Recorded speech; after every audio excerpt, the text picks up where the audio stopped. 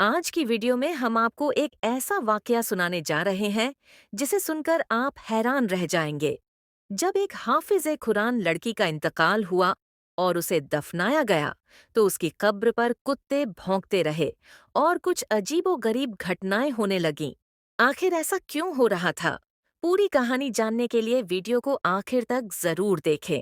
ये घटना एक गांव की है जहां ज्यादातर लोग गरीब थे। इसी गांव में फातिमा नाम की एक लड़की रहती थी जो बहुत खूबसूरत और नेक दिल थी। बचपन में ही एक हादसे में उसके माँ बाप का इंतकाल हो गया, जिसके बाद उसके चाचा और चाची ने उसे अपने घर में रख लिया। मगर चाची उसे पसंद नहीं करती थी और हर वक्त उस पर जुल्म करती थी। चाचा बेबस था, क्योंकि उसके अपने भी 4 बच्चे थे और वह किसी तरह अपना गुजारा कर रहा था। इसी गांव में एक बूढ़ी औरत रहती थी जिसे सब दादी अम्मा के नाम से जानते थे। वह खुद भी गरीब थी और दूसरों के घरों से खाने के लिए कुछ मांग कर गुजारा करती थी। जब उसे मालूम हुआ कि फातिमा यतीम हो चुकी है और चाची उस पर जुल्म कर रही है, तो उसने फातिमा को अपने साथ रख लिया और कहा कि अल्लाह इस बच्ची का रिज़्क खुद देगा। फातिमा नेक दिल और जहीन लड़की थी। वह बचपन से ही नमाज की पाबंद थी।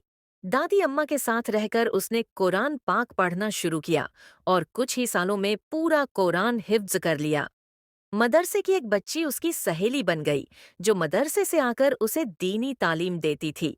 इस तरह फातिमा धीरे धीरे दीन की राह पर चलती गई।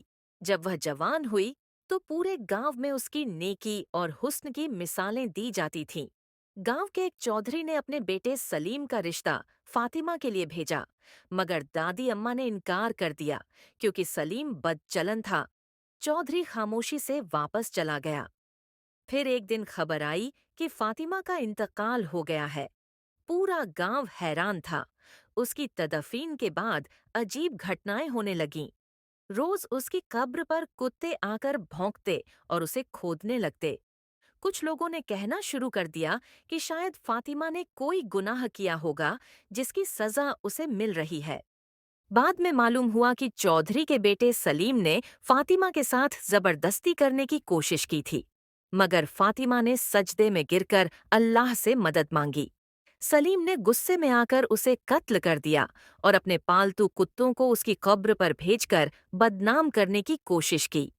चौधरी ने अपने बेटे को गांव के रहम करम पर छोड़ दिया और वह शर्मिंदगी में तौबा करके दीन की राह पर चल पड़ा।